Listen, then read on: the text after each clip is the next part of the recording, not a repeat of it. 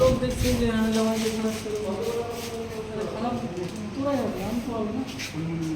শোভা মহিলা মানুষ আজকে একটা দিদির রক্ত দরকার পড়তো, তো ওনার রিলেটিভ কেউ নাই এবং ওনার স্বামী ছেড়ে চলে গেছে।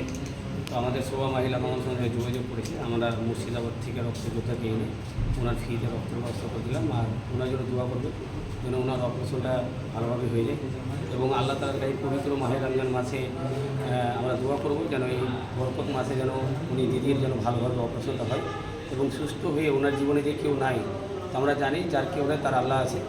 আর যারা রোজার মাসে এসে রক্তটা দিলেন, তো ওনাদেরকে অসংখ্য ধন্যবাদ। এবং আজকে তারিখ হচ্ছে 11-3-2025। আমরা শোভা মহিলা মানুষ থেকে সবসময় মানুষের পাশে আছি এবং